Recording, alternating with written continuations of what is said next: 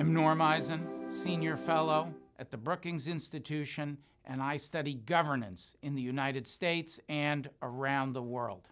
Special Counsel Robert Mueller was appointed a little over a year ago to look at three questions. Number one, did Russia attack our elections in 2016?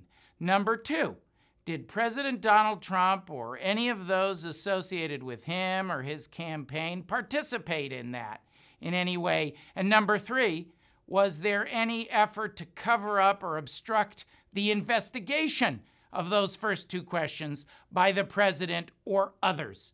Special Counsel Mueller has had an extraordinarily productive year by the standards of prior special counsels and independent counsels.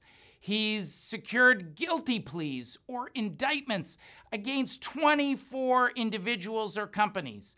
He has a guilty plea from General Michael Flynn, the president's first national security advisor, a guilty plea from the deputy campaign manager, Mr. Gates, a guilty plea from a campaign foreign policy advisor, Mr. Papadopoulos.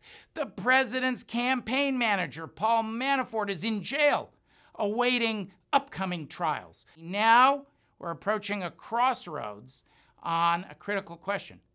The special counsel has asked if he can interview President Trump about these issues, and in particular about the obstruction question, the question of whether there was any effort by the president to block or impede the investigation of the Russian attack on our democracy and the possible Trump or Trump associates or Trump campaign involvement in it. The special counsel has said if he can conduct such an interview, he will, within 90 days, issue a report on whether or not the president obstructed justice. My own view is that the president will not agree to an interview by Bob Mueller. The problem is that the president has been found by the Washington Post to have lied over 3,000 times in less than a year and a half in office. And he wasn't even under cross-examination when he was doing that by one of the most skilled prosecutors and lawyers in our country. I've worked with Bob Mueller and against Bob Mueller, and I can tell you, there's nobody who's a finer investigator than the special counsel.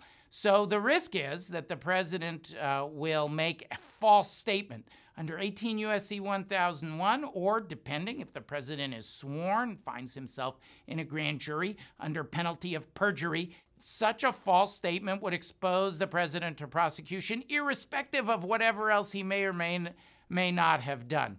That risk is simply too great given the president's inability to distinguish between truth and lies. So I've thought all along that it's unlikely that the president will cooperate and sit for an interview.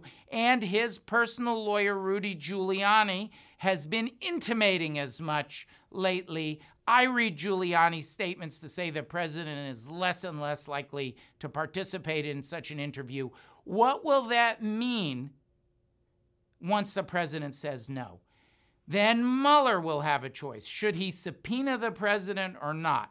I believe that Mueller can't complete his investigation without attempting to get the president's story. If the president refuses to agree to his subpoena, then Mueller will have to proceed obtaining one from the court, attempting to force the president to testify. That will put us into U.S. v. Nixon land. The last time we had a fight, it was also about the president's own words. President Nixon, who didn't want to turn over his tapes. The Supreme Court unanimously found that he had to. And I believe if there is a court fight here, the same thing will happen. President Trump will ultimately be required to testify.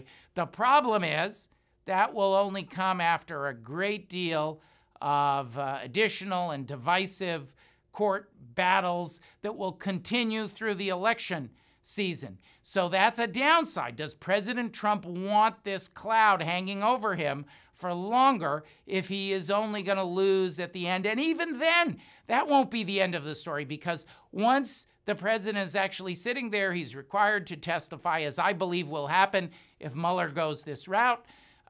Then the president will need to answer questions on an individualized basis, and he may claim privilege, that he doesn't have to answer a question because it's attorney-client privilege. That is, the question gets into something his lawyer told him, or because of executive privilege. And there is a recognized doctrine of executive privilege which protects some communications needed for policymaking in the executive branch, but it has not been tested extensively. So we'll be dealing with questions of first impression. There's a crime fraud exception. If you make a communication in order to advance a crime or a fraud, the attorney-client privilege doesn't apply. Will that same carve-out be applied to the executive privilege? So there'll be another round of litigation, I predict, over those questions, with appeals, possibly multiple trips to the Supreme Court. And this issue of whether or not there was obstruction will drag on and on. For all those reasons, another option, I don't think it's the one he'll take, but it's a legitimate option, and he could very well do it, is for Robert Mueller to say, well, the president's refused to testify, but I believe I have enough evidence to write a report, make a recommendation to Congress. He may choose to short-circuit a long round of court battles if he believes he has strong enough evidence to establish some impropriety in his report to be shared with Congress. I've worked on many scandals over the years, both working as a defense lawyer and also pushing for accountability. They included many of the allegations of the Clinton years, including those that led to the impeachment of President Clinton. I believe that this is a more serious scandal than any we have seen in this country since Watergate, and maybe even more disturbing